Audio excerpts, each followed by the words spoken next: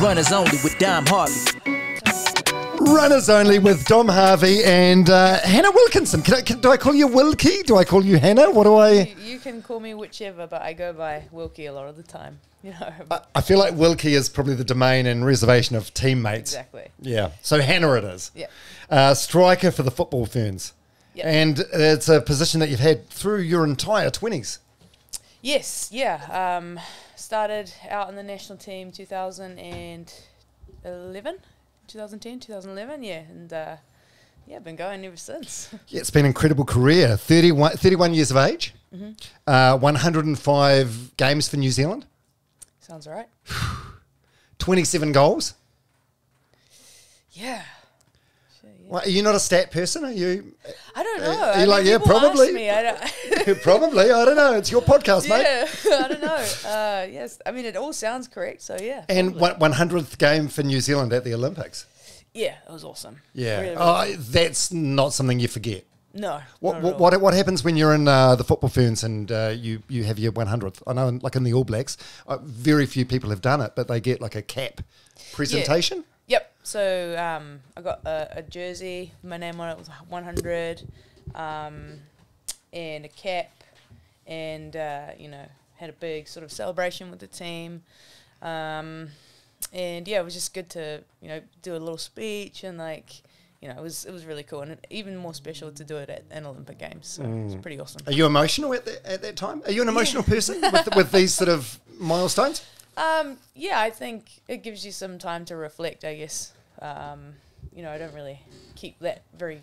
I didn't actually know it was my 100th until I was told, you know, you might actually get 100 games, and I'm like, oh, no way, really. So, but yeah, it was cool. It was amazing to be able to reflect and just be grateful that I was able to do that with 2 injuries as well. Major injuries was a pretty awesome thing to be able to achieve. Yeah, major injuries, the knee injuries. We'll get into that. There's so much to the Hannah Wilkinson story to get into, including not just the football, but you just being like ridiculously good at whatever you put your mind to. You've got songs on Spotify. You're an accomplished artist with a mural at Eden Park. There's like so many... psychology student at Harvard as well. Like, there's just so many feathers to your cap. It's just ridiculous.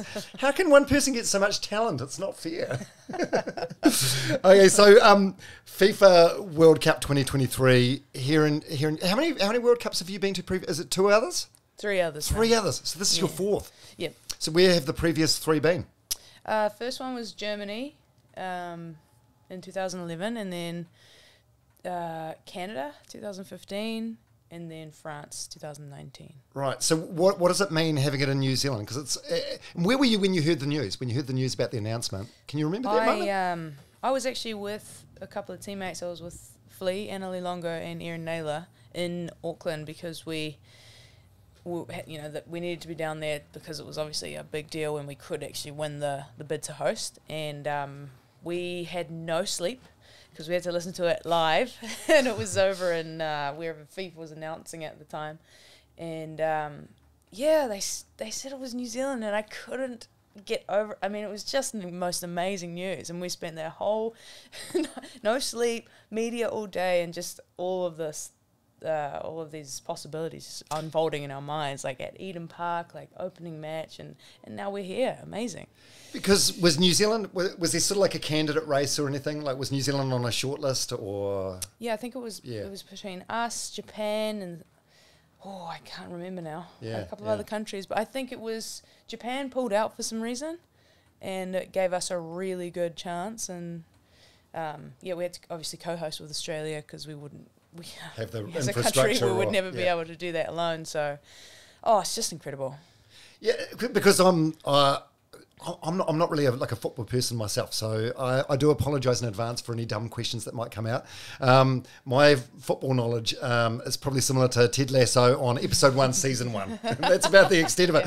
But are we sort of underestimating as New Zealanders how big this tournament is? And do you think it's one of those things that we won't realise just the significance of it until it's right here?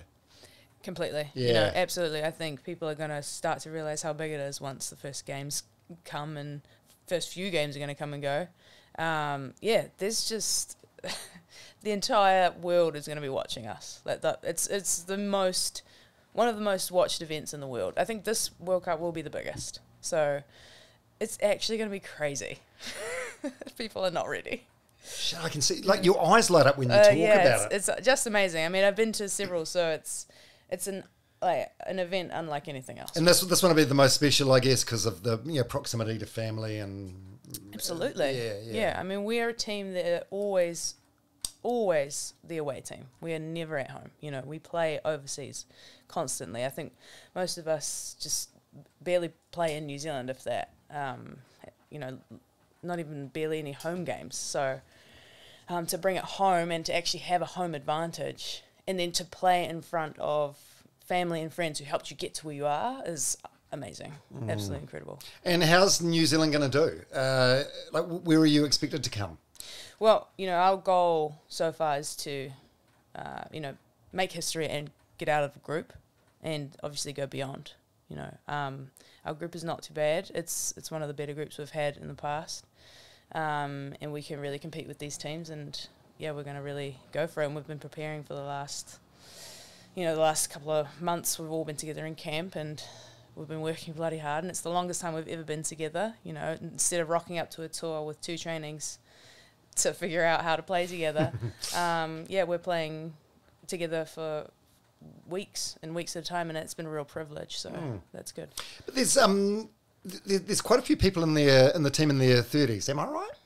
Yeah. So it's quite a mature, established team. Yeah. I mean that in the respect that people that you've played with before and a lot over the years. Well, traditionally we actually had a pretty consistent squad of the same players, and lately now, last kind of few years actually, the team's kind of gone through a little bit of a change where a whole younger generation has moved through into the squad, and the original sort of key kind of group hasn't, it's been a little bit of a process of figuring each other out at this point, like a younger generation and an older sort of generation as well. So that's along with a new coach in the last sort of 5 years. Do you have a comment? Oh, I got it. Hey, my dog, Kanye, for anyone that's listening to this rather than watching the video, he is just like staring at you like sickeningly in love. I know, he's so cute. He's obsessed. He's a big football fan. I know. He's like, oh my God, I can't believe the striker's here. That's what you are, a striker. Yes. Yeah, so that means you get the goals. How am I doing so far? Yeah. Good. Yeah. Okay, so let's talk about, we'll go right back. So growing up, you're from Whangarei. Mm-hmm. You're from Kamo or just Whangarei? Just Whangarei, yeah. Why did I think you're from Kamo? I went to Kamo High School and okay. I played at, in Kamo, football teams and stuff. Yeah. But, I'm from sort of Kensington, which is more it's not a very big place. You could say I'm from Kamo if you want. And you, what other sports did you play? We established early on that you're very good at a number of things, which we'll get into. Were there other sports that you played that you excelled at when you were younger, or?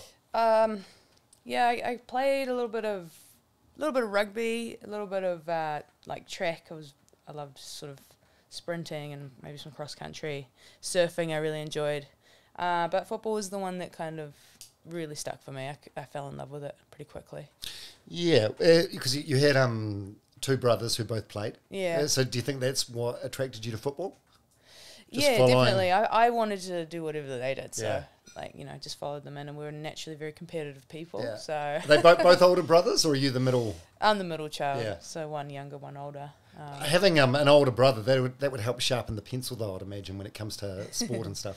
Yeah, definitely. I mean, I think he lost interest pretty quickly. But my little brother, he carried on and loved it. And then my dad started coaching, and that's when I started to get pretty serious. And just kept going from there. Amazing. And you even had a photo of Maya Jackman. Who's Maya Jackman? Oh yeah, Maya Jackman is a New Zealand Football Fern. She's a legend of the game.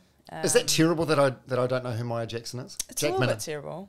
I'm going to teach you all about her now. Yeah. Oh no, I'm real sorry. I feel like I deserve to be educated. So who is Maya Jackman? Now she was one of the kind of front runners for the Football Ferns. She's in all the kind of earlier World Cups. Like, are we talking 80s or 90s? 90s, I Right, believe. right. And she was a footballer that I looked up to quite a lot growing up. Like I had my poster of her on my wall, and Okay. I kind of managed to join the team kind of right as she was leaving, I think. And So your paths crossed. yeah, slightly, I think. I do remember some trainings with her. That's got to be the most surreal pinch myself moment. So you're in the same team as this lady who you had on your wall as a poster. Where did you get the poster from, by the way? Where would you get a poster of Maya Jackman? Oh, I mean, that was the kind of female football icon growing up. Right. There weren't many because, growing up I was only kind of looking up at, male players because there wasn't much women's football at all. Yeah. So Maya was quite a key sort of figure. Obviously, the more serious that women's football became in New Zealand, the more visibility we got, the more we got to know and look up to all of those past football ferns. Yeah. And then, thankfully, I ended up playing with a lot of them, which was incredible and such an honour. Yeah, do you fangirl? Do you manage to keep it pretty chill? I mean, I think I came in there kind of just with such a desire to... All I wanted to do when I started to get really serious with football was to represent my country. And so, yeah, all of these girls that I was looking up to and watching on TV, I was starting to get to play alongside them, and that was amazing. And to be not just play alongside them, but to be guided by them and coached by them was just... It's that sort of guidance has led me to become the player I am now. Yeah, so when you made the team, you were like 17 years old, right? 17 or just turned 18 maybe? I think when I made the senior team... Yeah, the football fans. I was, 17. So how old was Maya then? Same age as what you are now, like early 30s? Must be, right? Yeah.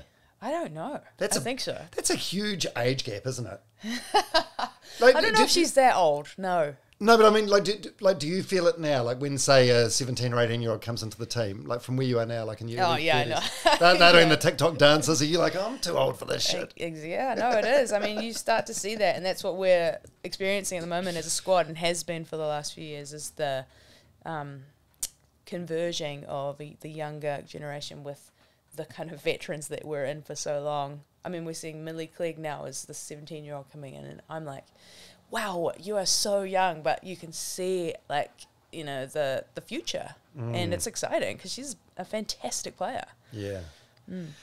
So growing up in Whangarei, playing football in I'm guessing the 90s, early 2000s, was there a girls' team? No. No way. I played with boys until I was about 16. Was it, so you played in a boys' team, or was it like called a mixed team? And they called it a mixed team. There was usually just me, but I had a couple of other girls. Okay. Maybe one or two others. Because I've had Sophie Devine on the podcast. You know Sophie Devine? Yeah. And is she a bit older than you? Maybe she's mid to late 30s. I don't know. I feel like, I'm not sure. But she talked about that, how, same situation as you, played with brothers growing up. Yeah. Lots of fights. Isn't it? Brother chased her with a stump one day. And then God for brothers. And then there were no girls' teams, so she just had to play in the boys' team. And she had a story on the podcast about how usually the other boys were okay, but it was some of the parents were like quite weird about it. And that's some vision she's got. You didn't sort of encounter anything like that from either? Not necessarily. No. I mean, nothing that I knew of. I think if anything, it would be my parents at the fear of like, you can't play with boys. Like, it's going to be too rough. But in fact, it meant that you could compete a little bit harder and push yourself that little bit more. So I'm actually really grateful I got to play with boys, and I think a lot of ferns that had similar upbringings would say the same. Did they have a rule in Whangarei? I know some parts of the country had this rule where if you're a girl and you're playing in a boys' team and you scored, you got 2 points instead of 1. I have heard about that. They didn't have that in Whangarei? No. Shit, that would have been dangerous with you on the team. It would have been, actually. It would have taken real advantage of that. In some ways, like reflecting and looking back now, do you think, like playing with boys the same age or even a bit older than you, it's like it sort of made you stronger, made you tougher, made you more competitive? It certainly made me more competitive. Yeah. I think. And it also kind of teaches you a lot about you shouldn't underestimate yourself, regardless of your gender. You should be trying to push yourself to be the best. And I didn't care if it was up against like a 6 foot tall fella. Like, I just try, So I appreciate it. Yeah, that's cool. And then you moved to Auckland at 17. You came here to study. Mm-hmm. And geez, everything must have happened really quick. Yeah, it did. I think that was one thing that was tough for me at the time, is kind of breaking into teams or having... I did try to make the under-17, the under-17 Women's World Cup that was here. I worked hard to make that team. And I did travel down kind of every week for a trial sort of squad, but never actually made the squad. And that was a moment where I was just so devastated, Good. I'm pleased to hear there's been a little bit of adversity in your life. Of course there has been. You can't get success without failure.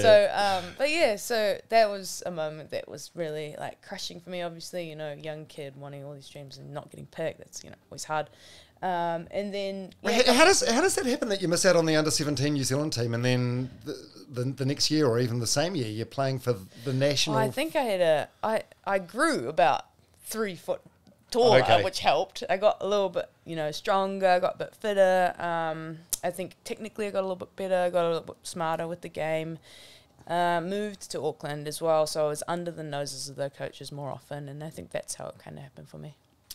And so, since then, you're... I mean, it probably doesn't feel like this for you, but from an outsider's perspective, when you read the Wikipedia page, it looks like the last 13, 14 years has just been like a crazy whirlwind. Like, you're in Tennessee for 5 years. Then you're in Sweden, and you're in Portugal, and you're in Australia, and meanwhile you're playing for the New Zealand national side this whole time. Mm-hmm. From an outsider's perspective, it looks like it's been a hell of a life. Yeah, it is. I mean, that's what's great about football, is it's a global sport, and it's the biggest, most popular sport in the world, and it's everywhere. It's all over the world. It would take you to some incredible places, and it meant that I could go and play in the States, and paid for my education, and just the amount of opportunities that I've got through football are just phenomenal. And I'm just so excited that Australia and New Zealand are going to see the global game. It's just not common. Football is just not that popular here at all. No, it's way down in the sporting ranking. We just don't understand it. Does it bother you when people here call it soccer? And I suppose spending so much time in America, you're sort of used to it. That's what I mean. Because in America, it's soccer, and but I think. Yeah, it is football. Like, that's the traditional sort of... That was the... Yeah, and it also makes no sense that rugby should be called football. It should be like handball or... Yeah. Handy for short. Maybe not. Yeah. Well, even living in Australia now, because football's now... It's AFL over there. And I'm like, no. It's just... It can get confusing. Yeah. But, football is definitely the right word for it. Yeah. Sure. So you moved to Tennessee 17, 18? I actually went when I was 20. Oh, okay. Yeah. Oh, so you're in Auckland for a couple of years. I was in Auckland studying for a while. And then, psychology? Yeah. Yeah. Yep. And then just decided to go over there, continue my study. And I heard a lot of really good things about college, and kind of looked around, or, sent kind of a playing resume out to some, I don't know, it was some system that worked. Like to some scouts? Yeah, pretty much. Yeah. And met with a lot of different teams. I actually committed to Maryland because I really like the coach. His name's Brian Penske, and I was about to go to Maryland, but he told me at the end of my recruitment year that he was moving to Tennessee, and he was like, do you want to just have a look at the school? Because I liked him a lot as a coach, and I loved Tennessee. It was awesome. So I was like, yeah, let's do it. And it was fantastic. Yeah, what did you love about it? I loved that it was only a women's team there, and women's sport at the University of Tennessee is traditionally really big. So I don't know if you've heard of the Lady Vols basketball. It's a huge program where they had a very famous women's coach that took them to just several championships, and they were just extremely successful. So the emphasis on women's sport and women's success and women's athletics there was massive, and I loved that. And they also had a lot of international athletes, which I also really, really loved. The facilities were fantastic. So it was just amazing. It was an amazing place. What about homesickness? You're a long way from Whangarei. Yeah, I was really homesick when I first went there. Were you? First 6 months, I was a wreck. So where were you staying? Were you in a dorm or a hall or a flat or what? I started off in some dorms, sort of student apartments kind of. And then, eventually moved into some kind of off-campus living, and it was just awesome, mate. Like, was it? It really was. Once I got over the homesick, I loved it, and I fell in love with country music, and it was just such a cool experience. Seriously, any like kid in New Zealand, especially like women's footballers that want to be successful, go to college. I'm telling you, it's the best thing for you. You will end up, getting your education paid for most of the time if you're a good player, and you have an incredible experience, and it's a really good stepping stone into professional.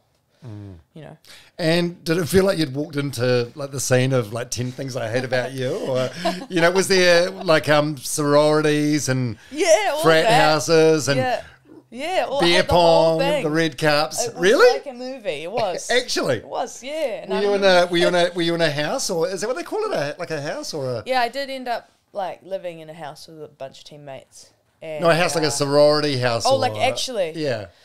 Well, those are more, you kind of get, aren't they like kind of generationally sorted out? Like that's like if you have like, your my parents family had to be, was really? this, so my dad was this in this fraternity, so then I'm going to go. So Wilky from Whangarei, no, you're not allowed in the land. I mean, those you kind of, if you had parties, then you'd rock up to one of those. But I didn't particularly enjoy those, really. I mean, I think they were just... Like, it was just too much, Like, what's the drinking like over there? Because New Zealand gets a very bad rap, and I think rightfully so for like our drinking culture here. What was it like over there in terms of binge drinking and stuff like that? It's right up there. Yeah. Absolutely. Yeah, so they're no better than us. Well, it was funny because I went over when I was 20, and over there the legal drinking age is 21.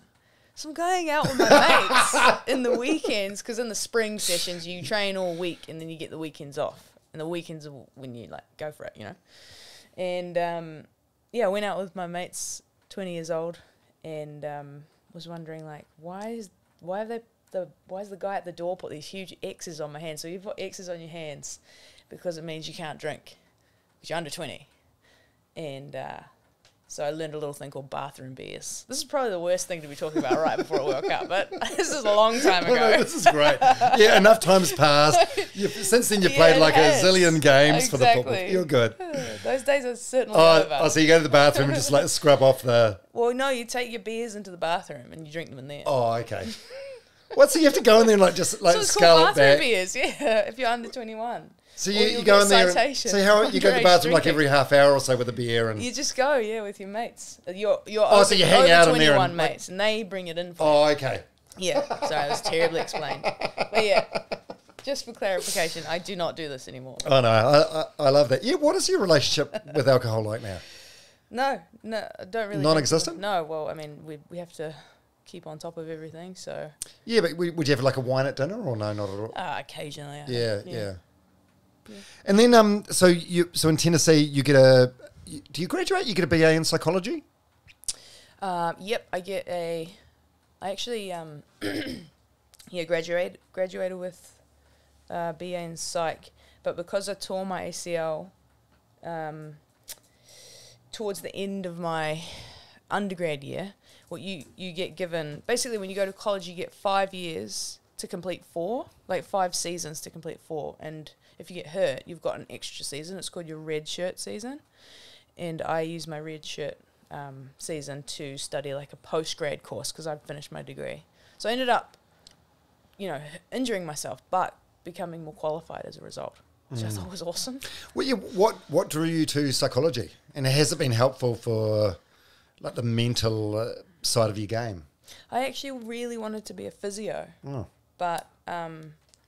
I wanted to be a professional footballer too, or play for New Zealand, so that was just not an option. I didn't have the time to put in the hours, so I just kind of leaned towards a more theory-based practice, and that was psychology. And then I ended up really enjoying it over time, studying a lot of different branches of it, and just kind of kept going with that. And it has been helpful. Has it? In terms of yourself internally, or reading other players, or dealing with other players, or how's it been helpful? I think mostly coping with anxiety, like performance anxiety and pressure, because like that just keeps ramping up the more successful you become. It just it can become unbearable, you know. So when you have the strategies to go back to kind of the start and figure out why you started playing in the first place and what you find extremely enjoyable about what you do, it actually is really helpful when you can have that sort of grounding, mindful, those sort of strategies are helpful, and learning about those over time. When I was injured, it was particularly helpful as well. Yeah. Oh, I can imagine. Yeah, that must have been tough. So you've had like 2 fairly significant knee injuries in your career. So the first one was at Tennessee that you had. Yes. So what was that? Like an ACL thing? Yeah, both of them are ACL. Right. On the same leg? Yeah, it's both of the way. I mean, this is an extremely common injury. You actually won't see some of the best players in the world at this World Cup because of these injuries, like this ACL injury. It's happening all the time in women's football and in women's sport as well. And the way I did it, I mean, it was just the classic. When someone says like I blew out my knee, it's exactly what I did. So just sprinting at a defender, stopping on the leg to change direction, and it's just explodes almost. Terrible injury. So straight away you know that. Oh yes, it feels horrible. It's basically you just dislocate the joint, and it tears the main ligament that holds it all together. And then I suppose there's a period where you sort of hope for the best but expect the worst, and then you get a scan or a ultrasound or whatever. Yeah. And then what do they? Fuck, how's that? Yeah, look, doing it for the first time, it was, you know, you kind of know but just want to be optimistic. But there's a pretty awful test that the physios do when they basically test if your joint's still together, and you can kind of feel it when they're testing. So it's not pretty. And so that first one was it was really tough. But I was so grateful to be at college under that support. It was just amazing because they just had the best facilities and they had the most incredible rehab facilities, you mean? Yeah, and I mean, they're taking care of football, like I'm talking American football, college players that, I mean, they see this injury time and time again, so they know exactly, like, by the book what to do. But mentally that must be... I'm probably projecting here in a way. Look, I'm not playing for the national team. I'm just a guy that likes to run. But the last year or so, I've been coming back from a osteoarthritis situation, and I had a couple of physios that said if it hurts when I run, the solution is just not to run. So I've got a little bit of cartilage there, but not much. So I've been rehabbing hard, but it's and again, I'm just a guy that likes to run because mentally it makes me feel good. Yeah. But fuck, it's been tough. Yeah, it is. It's been really tough. Yeah. You know, this thing that you love, and it's like, I mean, for you, it's some. I don't know. It's part of your identity at the moment. Yeah. Yeah, absolutely. Especially when I did it again on the second leg, and that's when I was a little bit wiser, a little bit older, and learned from the first one. And then with my background in psychology, I was very motivated to learn about the physiology of the injury, why it takes so long, what the surgery does when it, you know, the main problem is where periods of inactivity just atrophy your muscles, and that's the problem. You have to build back muscle. And then it's just this ongoing period of tedious exercise after tedious exercise until, you know, you're eventually starting to walk normally, and then you're eventually being able to jog, but it's just so slow. So the way that you have to focus on it is not days at a time, but weeks at a time, because then when you focus on the weeks, you see that you are moving forward in the right direction. So simple things like that where you actually have to reframe a lot were really helpful. And honestly, there's just so much advice out there because people have done it. So many people have done it. The best players. Rapinoe's done it, I think, 3 times. So she inspired me a lot with it when I was going through these. And now look at her. She's at her, I don't know, 5th World Cup? Yeah. But how do you control, I don't know, how do you control the negative thoughts and stuff? Because I'm thinking, so for me, I just want to get running again, and that's it. For you... I mean, you've got to think, shit, if I'm not back in time, there's going to be some 17, 18-year-old that comes in and, you know, emotionally and mentally, how the fuck do you deal with that? So you're trying to get yourself better, but in the meantime, someone else could be coming and taking your spot. I guess that comes down to, just really focusing on what you can control. Because if you are fixating on things you can't control, it's just not going to help you at all. So you just have to go back to what you can control for yourself. And that's what I did with my second one. I just was like, I'm going to go for this, and I'm going to do everything I can to get back. And it worked. It did. Yeah, it was hard. It was so hard, you know. And these knee injuries, I mean, like, you're never the same after, but you figure out ways to prevent it and ways to keep you strong so that you can be the best version of yourself at the time. Are you nervous for 50-year-old Hannah? Oh, yes, I'm terrified, actually. You're talking about your osteoarthritis, and I'm going to start a cycling career, I think. Certainly no more running for me. So some nights I'll get out of bed at 2 in the morning to go for a wee, and it's like, feels like I played like 100 games for the All Blacks or something. Okay, so from Tennessee, so where do you end up after that? You end up in Sweden? No, Portugal. No, yeah, I went to Sweden as my first professional contract. And that was an interesting experience. What do you mean? Well,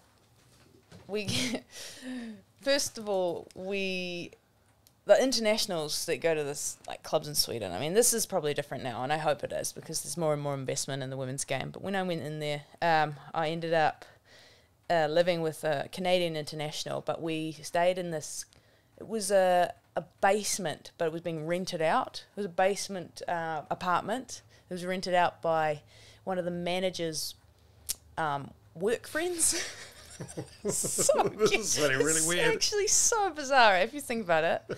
And that was fine and good and whatever. Like, it was such a small town. Yeah. And the management just kind of worked with people that really supported the women's game. So it's actually quite cool what they did. And they had facility or places for players, internationals to come and live. And it was just a really easy way to help us like have somewhere. But the basement, it was a little bit, like my stuff got really mouldy because it was just real damp. I mean, it's Sweden, you know? So that was a bummer. But it was an adventure, you know? Like, it's the first time professional in a very small town in the south of Sweden. And it was a great club, awesome people. I improved significantly. Did you? Yeah, I did. Yeah. Oh, it's just pushed. If you want to just really improve at football, you got to go to these leagues. These leagues will push you. And I suppose because you didn't really want to go home to your basement, you spent extra long at training. Exactly, yeah, as long as we could, right?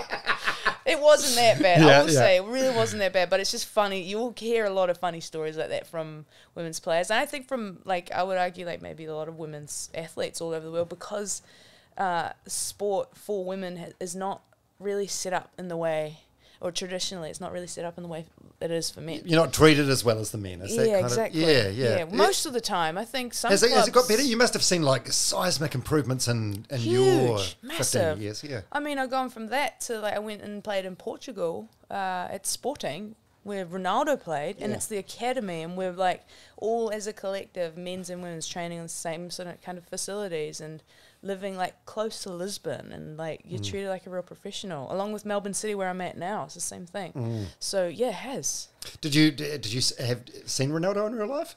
No, I never saw him, but I did see Bruno. What's his name?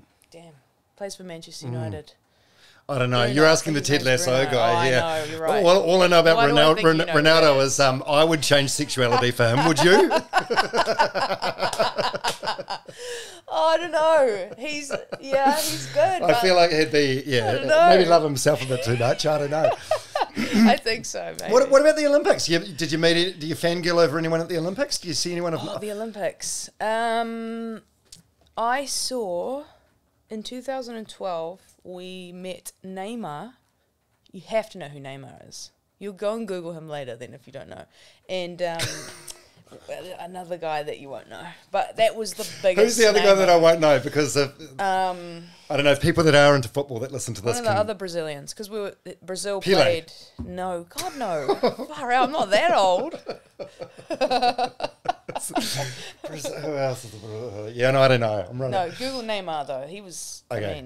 Man, he's fantastic. All I know is Messi, Ronaldo, and Beckham, and Rooney. Yeah, I haven't met any of those guys. Sorry. Right. Yeah. Because I had Marcus Daniel on the pod. Do you know Marcus Daniel? He was a tennis player. He got a bronze medal at the last games for doubles. And I asked him that same question, and he said they saw the Williams sisters and Usain Bolt at the food court one day, and they were just like they ended up like taking their food away and going and eating in private because they were just like swarmed. So you got all these people there that are the best of the best in the world, and then you've got these people that everyone knows. And they're just there trying to do the same gig. Exactly. Yeah. They can't get any privacy. Oh God! All right, I'm gonna have to look up. Who am I looking up when Neymar. Neymar. Write his name down. N-E-Y-M-A-R. God, Everybody listening is going to be like, dude, really? Yeah, you're a loser. You're a loser. Oh. What an embarrassment. Watch him play too, because he's fantastic. Yeah. And then, so you go from Sweden to Portugal? From Sweden, that's actually where I did my second ACL. And when was this? This was reasonably recent, hey? It was 2018. 2018, I tore it. Yep. 2019, I came back from it. And then, I went to Portugal kind of after the World Cup in France. And that was great. It was awesome. I loved it. It improved my touch. I have never really been a very technical player.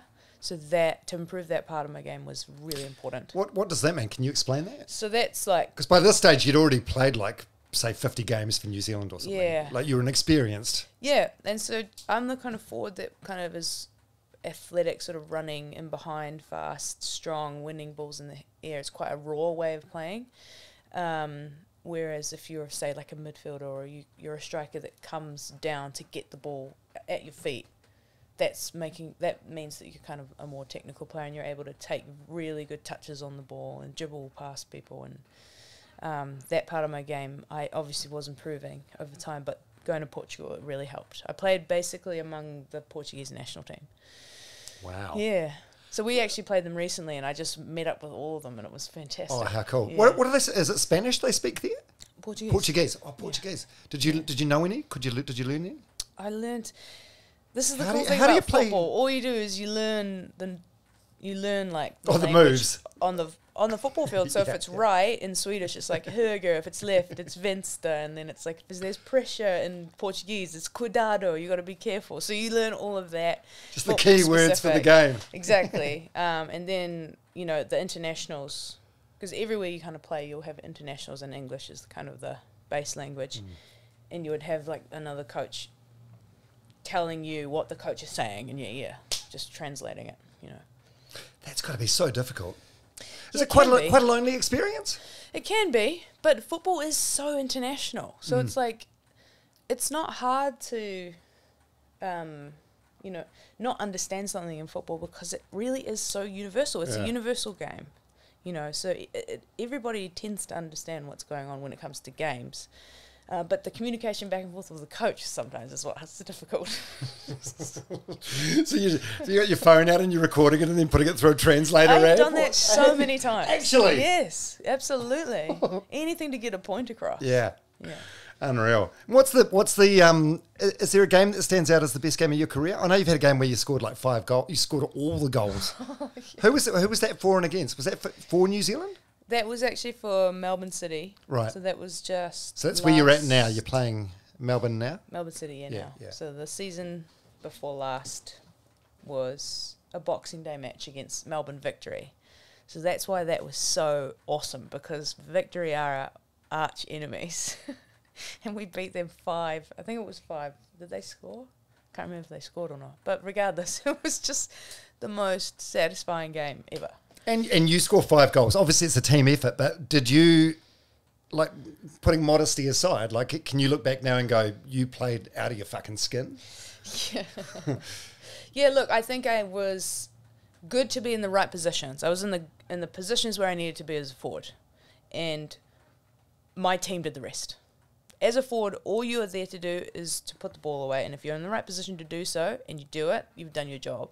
Because your team relies on you to do that. They build the ball up to put it on a platter for you to finish, and that's the ideal sort of way that football works. And then would you say, like, objectively their goalie had a bad game, or? I think there were a couple of goals where, yes, the keeper really messed up, and also one of their defenders really messed up as well. So that if you're a forward that can anticipate mistakes like that, that's a good thing. So it's always key to like look out for those kind of mistakes from the other team. But yeah, she did have a bit of a mare that game. God, who would want to be a keeper, eh? That's got to be I know. The tough. Have you ever been on a team where the keepers had an absolute shocker, and how do you deal with that afterwards? Like it's got to be the hardest thing if you know you're stuffed up. Like you'd carry the weight of the. I don't know. Of course, I think when you're in a team sport, no matter what happens, you all take ownership of that result. You know what I mean? So if I'm scoring 5 goals, for example, that's not my win. That's our win because we did it, you know. And if we lose 5-0, that's our loss. That's not the keeper. Yeah. You know, that's not the keeper's fault for conceding 5 goals. It's all of us. We all take responsibility for those results. This is just me projecting here, but is life going to be boring for you when you retire? Like your 20s have been insane, right? Insane. You've been playing for New Zealand the entire time. You've been in Tennessee. You've been in Portugal. You've been in Sweden, living in a basement, albeit. You've been in Australia. So from my perspective, it's like this is a party that you wouldn't want to end. But then I'm guessing from your perspective, maybe you're like, I just want to, get my roots and settle down somewhere. Yeah, you nailed it, honestly. My 20s were filled with a lot of moving around, and that's hard. I found it hard doing it. And a lot of the time, my moving was done. It wasn't really my choice because of my injuries. Most of the time was why I had to keep finding new contracts. And then just post injury, even during COVID, I think I was coming off. Yeah, it was after the Portugal gig that I had, and COVID hit, and a lot of women's teams just lost so much money. And I was like, shoot, I got to find a club, and I ended up going and playing in Germany, which was a tough stint. That was a tough one. Oh, I overlooked Germany. Whereabouts in Germany? Duisburg. Right. Why was that? I don't recommend you go there. Why? Why was that tough? Tough coach. Yeah. Very intensive training. I mean, Germany's kind of well known for this. The Bundesliga is a really good league, so I loved it, pushing myself in that respect. It was awesome. But our team, we weren't that good. So we were getting beaten a lot, and our coach was just a maniac, to put it lightly. Was it just the German traits that everyone speaks of, or just an absolute maniac? I'm telling you, if you don't pass it right, or you don't control the ball properly, you're running. Like old school, no emotions allowed, just straight out, it was hell. We had a period of time where it's just snowed for 2 weeks straight, and we just did 2-hour gym circuits in a tiny gym about the size of this room for 2.5 hours. I was like, and then I have so many funny stories from that. What was the purpose? To build resilience, mental toughness, or absolutely. There had to be. And then we, what happened was we got locked down, and in Germany, if you left your house, we had a positive case in our team. And we got put on lockdown, so we were only doing Zoom workouts. Also awful. Oh. But then we... So if you left your isolation period, because we had to be stuck inside for 2 weeks, if you left that and you were caught by the German authorities leaving your home, it was like a 15,000 euro fine or something. It was Jesus. So but the coach, he comes over and he goes, now what you're gonna do is you guys are gonna run, but go at night so they don't get you. And I was like, dude, I'm not doing that. I'm not. What, you gonna pay my fine? Hell no. But he was dead serious. He was like, you have to go and run at night. I was like, no thanks. That's amazing character building, though. How good stories. Oh, insane stories. Good stories. So how much longer have you got in the game?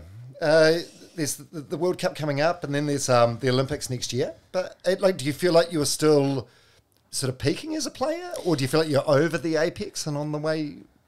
Yeah, look, honestly, after my second injury, I was like, man, I don't know how much more I've got in me, honestly. And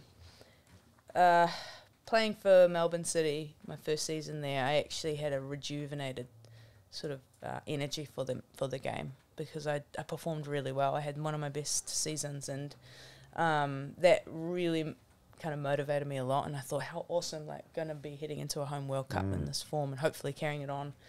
And obviously, you know, I did think about taking a break after this World Cup from at least club football as well. But I thought, like, why would I do that when I put so much work into it? And I would be peaking for this World Cup. So looking to sign with City again this coming season. Yeah. And then beyond, I'm not too sure. Yeah. Hopefully Olympics maybe. But is there is there much money in women's football? Like it's only getting bigger and better. Yeah. But I wouldn't say go and play women's football because like you get paid millions. Like that's certainly not the case. No. But it's definitely improving significantly. Yeah. Yeah, because I mean we'll get to. I mean we've talked about the psychology papers and stuff, and I mean you're incredibly smart and intelligent, so your 20s could have been spent like building up a career and basically doing anything you fucking wanted, like you know what I mean? Yeah, totally. Yeah, so you wouldn't want to get to the end of your career and be like 35 or 37 and go, exactly. Well, fuck, I've got absolutely nothing to show for it, which is actually a massive anxiety for most athletes and most friends who are professional athletes. Is like, how the hell are we supposed to retire and then be unqualified for basically everything? You know, it's a really common thing, and that's why players' associations are so important. Yeah, because they help give you a lot of life advice. They help you with scholarships to study if you haven't done so, and work experience, coaching licenses. You know, the thought of, unfortunately, your career can only last as long as your body can. You know, so. And I think for women's footballers in particular, that's really important because we're not left with millions to save later. Yeah. So, I think grafting your career while playing is something that's highlighted everywhere, and it's really important that people do that. Yeah. What will you do afterwards? Psychology, do you think? That'd be the obvious one, right? Definitely leaning towards that, but that's for sure. What about sports psychology? Yeah, I mean... you could stay in the football Ferns that way. I think, if anything, I would like to, investigate more, go more scientific a little bit, maybe more neuropsychology. Also with psychology of sports injuries, I find that fascinating just because of the strategies I kind of applied, I found really, really worked for me. And so I would like to kind of obviously study that further and get a little bit better. What do you mean? What were some of those strategies? Oh, I mean, I managed to sort of understand a little bit more about the mechanism of the injury and understanding what the problem is, kind of naming it to taming it kind of thing. So you understand what's happening. That. Yeah. It's cool. Like, you understand what's happened or what's happening to your injury, and then once you learn more about the physiological side of it and you have a theoretical understanding of it, you actually can apply a lot with your mind to those rehab exercises that you have to do. So, for example, when you're learning to run again or retraining your knee so that it doesn't swing in dangerously, because what you're wanting to do is protect that joint at all costs. And so when you're doing a movement, actually thinking about the movement to energize those connections, those proprioceptive connections. So that kind of aspect I found really, really worked, and I think it's really underestimated. So I'd like to obviously learn a little bit more about it, and then also teach people about it too. I don't know how you've managed to find time for everything, eh? So there's the study, there's all the playing that we've talked about, the various countries that you've lived in, but then you follow you on Instagram. There's the extracurricular stuff as well. Like you're a mad artist as well. Like you've done a mural at Eden Park to celebrate the three Women's World Cups: cricket, rugby, and now football. And you design tattoos for people. You got any ink on yourself that you've designed? Yeah, no. I do. I have one here. What is that? What's that? It's like a koru and a Māori sort of kirituhi that I kind of came up with, and a rose, and there's a lily there, and just a cool design I really wanted somewhere. There's definitely more that I want. Don't tell my mum though. You design tattoos for other people, right? So people can contact you. I used to do that. Oh, you don't do that anymore? I did that for a long time. I've done some of my teammates' ones, which I think is so cool to see. That's the highest honour, I think, hey? I think a lot of what I do is I want to do things because I want to always see if I can do it. I like to challenge myself. So with the mural, for example, I've always wanted to do the art that big and have opportunities to do that. And Nick Sortner, the CEO, kindly said, yes, go for it. And man, that was just such an incredible challenge. And I just like to push myself in those aspects. And I always like to, just see how much better I can get at something. Do you ever have self-doubt with these things? Or? Oh, yes, Do you? Absolutely. Yeah, definitely. How do you get over that? A human condition, yeah. Freaking out for a little bit and then just adapting and then coming up with ways to solve things. Like, for example, with the Eden Park mural, the space I did it on was almost like road seal, so it was a terrible surface. Lots of unanticipated things like that. And then the paint I would have usually used like a street art paint that dries quick, but the paint they gave me, which I'm thankful they did that, was Dulux. It was like furniture paint, and it just dripped down the second you sprayed it. So I had to do some problem solving. I freaked out for a while, but then I came up with a solution. Solving, where I used more stenciling and some masking tape kind of ways to keep the lines kind, and then obviously some paint, help, just normal paintbrush. So. Yeah. Well, your art's really good. Like, there could be money in that post-football if you chose to go that way. You could be like the next Phlox. Yeah. The next what, sorry? Phlox? What's that? Oh, okay. I'm taking a point back for the Neymar. Neymar. Phlox. On the other side of this wall, there's a Phlox. I'm going to show you afterwards. Okay, great. She does like birds. Great. Cool. Okay. Yeah, she's really, unbelievable. Man. Wilky doesn't know Phlox. Unbelievable. All right, okay. It's a tie. What about your surfing? You get out surfing, or do you? Oh yeah. Do you get told off by like any administration in your team for surfing or anything like that? Like, as an injury risk, or? So, in fact, in your clubs, like, usually when you sign with a club team, they'll have a little detail in your contract that you're not allowed to do certain things. Like, you can't ski, or you're not allowed to snowboard, or like. But clubs, I mean, so far what I've signed is there's been no detail of that. I mean, it says briefly something like you're not allowed to be reckless, engage in reckless activities. Yeah, so most of the time you probably could get away with it. But do you go all right? Yeah. I mean, what size board? I usually had a short board, much slightly taller than me. I haven't been in so long though. I mean, it's hard. Like, with this career, it is. You do sacrifice a lot when you're a professional athlete. It's an amazing career, and it's just obviously living the dream. But you do sacrifice a lot of things like that. Yeah. So I haven't been for ages. Yeah.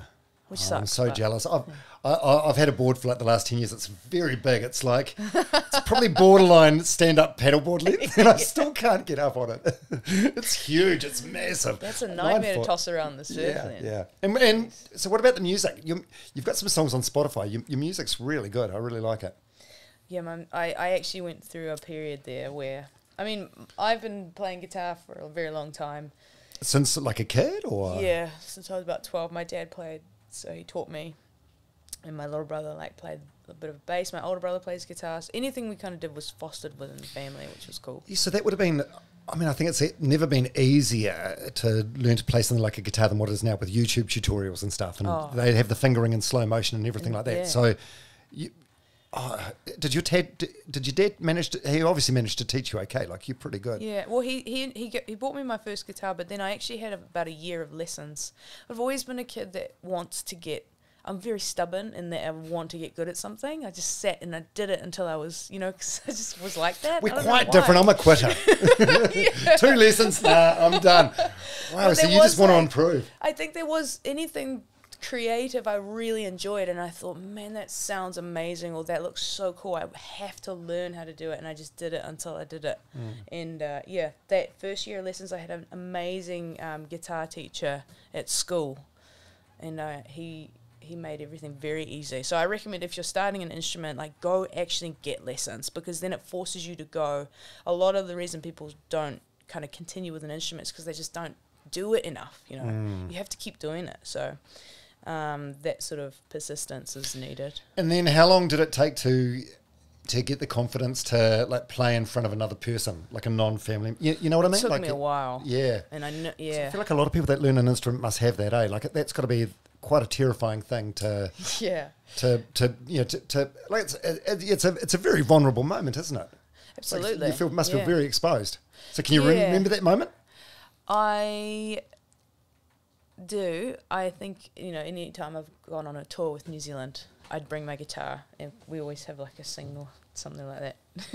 If you bring a guitar on tour, there's going to be an expectation that you have to play it to others. Of course, but I kind of brought it because, it calms me down. So you just wanted to like practice as a distraction thing in your room. But then with like some of my friends, and we'd just mess around, But yeah, playing even in front of them was like, you all automatically sound terrible when you sing when you're nervous. Yeah, it's awful. So that's always like a tough part to get over. But it's a good way to practice confidence, and trusting yourself and your self-esteem and stuff like that. Yeah, I suppose especially if you get the validation back. Yeah.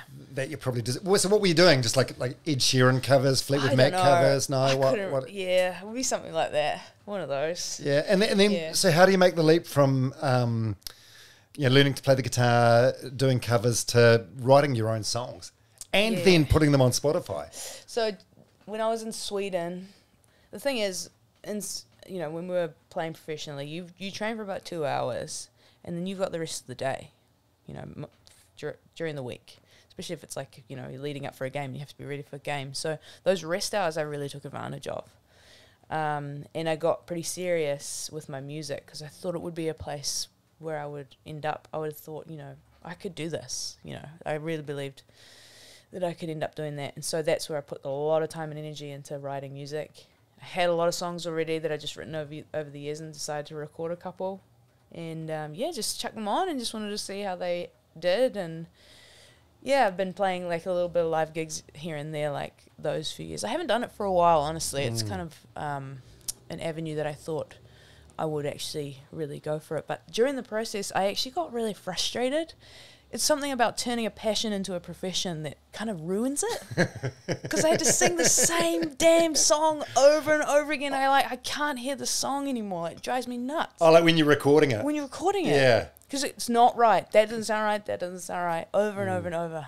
Ugh. Yeah, because your most popular song on Spotify, it's called Waiting for the Sun. Yeah, it's a good one. And it's, lyrically, it's really intense. It's a song about waiting for a relationship, the sun is a... I think so. It's something like that. It was... what do you mean you think so? I can't... It was so long ago. I'm so old. Right. Oh, grow up. Yeah. You're 30 fucking one.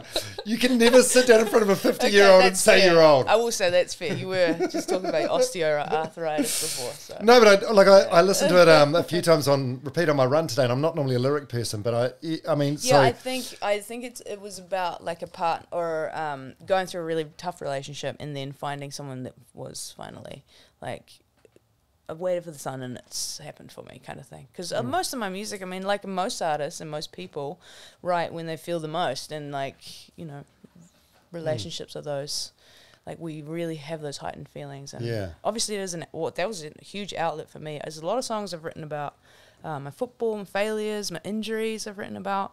I've got so many songs that I just haven't... I certainly haven't recorded them, but they're definitely somewhere. How do you, from someone that's got zero musical experience or talent or ability at all, like how do you turn a song about like football failure into a song? Like what are some of the lyrics of that one? I think it was just like pretty broad terms, like being patient and kind of not being a victim in it, and controlling what you can, and there's a lot of metaphors you can use, and you know what I mean? Like you can start to get really artistic with it that way. Yeah. But honestly, well, you say you can start to get artistic that way, but I think you're just that way sort of inclined. Wired. Yeah, definitely. I think overall all of that really helped just my mental health. And also just helped my performance and calming down on the pitch as an athlete as well, and helped me figure myself out a lot as well. And because living away from home is awful.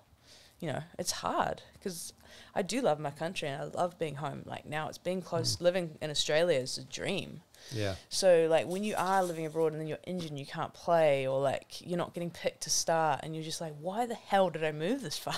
Yeah. So all of that, it just helped so much. And has you mentioned it's good for your mental health. Has your mental health been mostly good? Like apart from the periods where you've got like knee injuries and other things, highs and lows, or lows rather, that come along with being a professional sports person. It's been mostly good over the years. Yes, absolutely, yeah. But awesome. Honestly, it has been being a professional athlete, like because you're so defined like that. Yeah, you are. I think one way for me to kind of not get so bogged down in being defined as a professional athlete. When you're injured, you're suddenly not that. My music or my creative side really helped me in that respect, because it's like, okay, football doesn't actually define me. It's not the single most thing that defines who I am. I'm also a creative person, and I can still do that. You can relax. There's probably other people that need to worry about being defined by it, but you've got plenty of feathers in your cap. You're good. There is actually quite a wide community of athletes that do have creative sides, though. Is there? Yeah. Yeah. I have a couple of Melbourne City teammates that photographers. I got some of them. They're graphic designers. The Olympic, the IOC, they have like an athlete artist program. Wow. Yeah, and so I met a javelin thrower from England, Great Britain, who I kind of connected with, and he does these amazing paintings. He's an insane painter. Wow. So there is actually quite a community out there. Yeah. Yeah, I love it. So cool. And the person that Waiting for the Sun is about, do you play them the song? Like, is there a particular person that knows that song is about them? Yeah, I think back then, the person I was dating at the time did know that, and that was pretty special. So do you play it to them on on a USB or a computer, or you play it to them live? Can you remember? I don't think they would want to listen to it ever again, because I played it so often. Oh. Just on read. Okay. Sorry, I just hit myself in the head with my microphone. No, it's one of those moments that I suppose very few people will get to experience in their life, where someone writes a song about you. So I'm just wondering what that moment's like, and what your recollections are of that moment or experience. Yeah, I think that was pretty special. I think, but I think. I think it was highly appreciated at the time, and I think I've done that a lot of the time with partners I've had, and just you would maybe write a love letter, or take them on a nice date, or just any way to show appreciation. That would be one of my ways of doing that. Do you wait till you get to the 3-month mark? Do you have to do 3 months before you get a Hannah song? Yeah. No, I mean at the time I think it was something that I did frequently, but how Taylor Swift of just you. I know, right? I think any artist or any musician would say the same. It's just it's a way to feel. So, Are you seeing anyone right now? Yes, my partner lives in Queensland. Her name's Katie. How long have you guys been together? We've been together over 2 years now. Right. Is she the one? I listened to a podcast on my run today in preparation of this. This may have been going back where, this was an American girl. You're on the same team.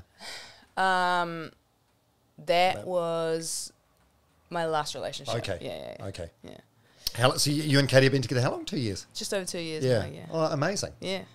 So does she play football as well? No, she is not remotely associated with football, which is I think is very helpful. Me and her could have a good conversation. Yeah, I probably. think so. I think you guys does she know who Myanmar is? Or? She actually does. She would now. Yeah, right. Yeah, she would now. Yes. Yeah. But no, she's fantastic. She actually was. She grew up dancing. She's a dancer. What song has she got? Did you? Has she got a song yet? Like I said, I haven't done that in so long. So. Yeah. So you've been really. I don't want to say defined, but you've been really open about your sexuality, and you're involved in a couple of charities that support gay rights and stuff like that. Yeah. Which is really, really cool. What was that journey like? The coming out journey. When did you realise you were gay? When I was probably 18. Yeah. And just kind of was in denial for a couple of years, and then kind of told some teammates of mine. I went out to a gay bar with a few of them, because that was kind of they were just going out there for fun, and then where was this in Auckland? This was in Auckland, yeah. This was family? Must have been 19 family? years Family old. is a great time. I think it might have been. It's no, still one going. of those. I don't know if it was family. And I said to one of them, it was, that kind of stuff weighs quite heavily on you, when you can't really talk about who you're seeing and your new partner, and you're really excited and it's fresh and it's new, but you feel like you can't You're holding talk back. about it. Yeah, so I went up to one of my teammates and I said, like, I have to tell you something. And I could tell already when I say that, like, she already knows what I'm going to say. And she goes like, oh, yeah, what's that? And I said, well, let's just say it's not entirely unreasonable for me to be in this place. Was my way of coming out. Like, it was just so hard to say at the time, you know? So much, it's you're such a minority position at that point. So Sucks that you have to build it up to be such a big thing, eh? I know. So that was a very terrifying experience, like anyone who's been through it. And I will say, like, looking back, like, it really, if I was to give anyone any advice, it's never going to be as bad as you think, ever. You know, I talked to my best friend on the team about it. And every reaction was perfect. It was like, is that it? Like, what do you mean? Like, why are you so nervous and shaky and crying? And it's like, that's great. Like, finally, you know. Were you that, like, stressed about it? I was terrified. Yeah, absolutely. Yeah. I think now... Why? Is that just overthinking and almost catastrophizing? Absolutely. You're thinking, like, that you're going to be disowned. I mean, you know, that's unfortunately the case for a lot of, like, kids or young adults sort of coming to terms with themselves. And that's why it's important that we have, like, a lot of visibility of, especially if you've got a platform, to show and celebrate your identity as much as you can and show, you know, that you're not...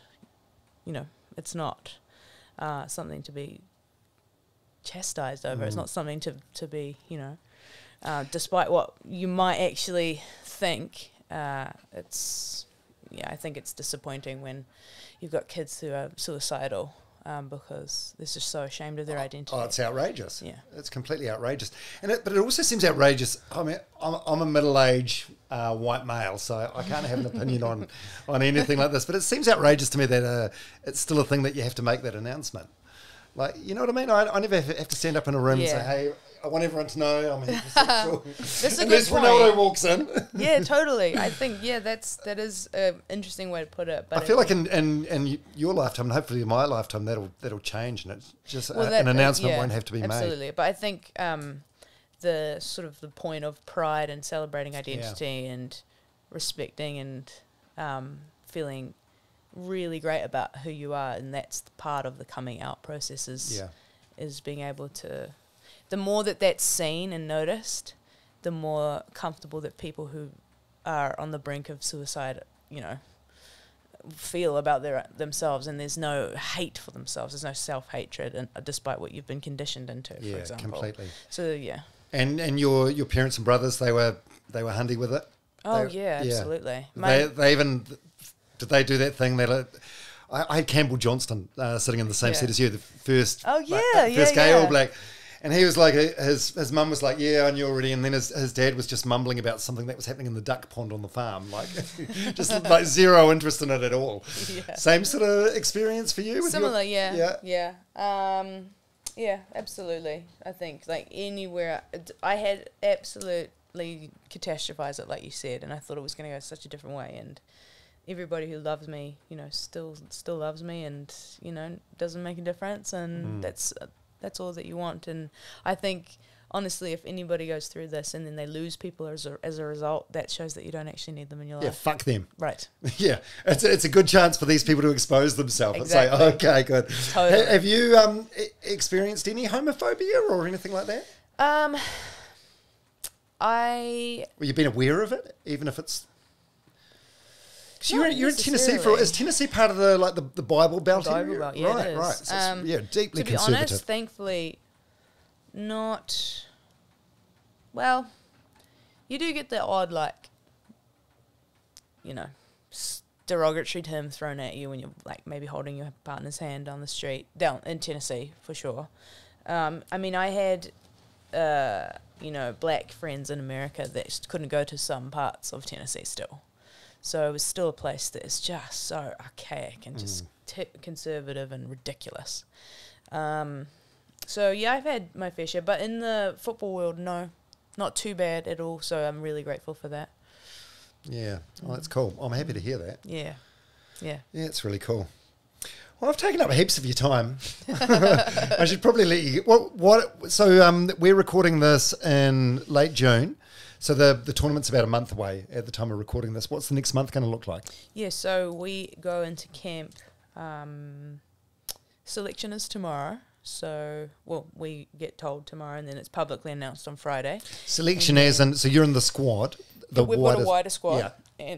And the squad of 23 will be named internally tomorrow, and then publicly on Friday. So from there, there's a friendly game against Vietnam in Napier, and then we go into base into Keith Hay Park, and then start get up, really. We have another a friendly against Italy. I think it's a closed match, though. So we've got two kind of warm-up games and then go straight into it. And what's the story with tickets? How many tickets do you get for each game? So, yeah, we get about 6 each. Okay. Yeah. So Who's got them? Mum, Dad, your two brothers? my brothers are actually in England, so I don't think they can Oh, how go. good. How good. know, Frees up 2 more tickets? Yeah. Exactly. Yeah, so no, I got all my family, I got friends coming, and yeah. Well, that's awesome. cool. That's cool. And so a good tournament for you, it's going to look like for Hannah Wilkinson personally, a good tournament, what's it going to look like? Yeah, look, I'm so stoked. Honestly, it's obviously something that I've been gearing up for, and this is definitely the pinnacle event. It's the pinnacle event for a lot of us. So we are really going to go and just go out there and smash it. It's going to be incredible. God, I can just see this fire in your eye when you, Yeah. when you talk about it. You really light up. Shit, you're going to miss it, aren't you? Yeah. You know, whenever that time comes, hopefully you get to end on your own terms rather than with an injury or something. Yeah, But totally. yeah, how hard is that going to be? Yeah, look, I've thought about that a lot because I have actually been close to just being I can't anymore, with injuries and how knees feel and the sacrifice. But yeah, in the end, it's your life's work, So, and yeah, just at least this tournament is extremely important, and it's an amazing group, and we're going to be incredible. Yeah. Well, and as we've discussed, you say it's your life work, but this is just one chapter of the many chapters that you're going to have in your life. I've got no doubt about that. Yeah. And I'm really excited to see what you choose to do next, because it seems like whatever you do bloody well. Thanks. Yeah. Thanks, Wilky. Oh, no worries. Thank you. Thank you for having me.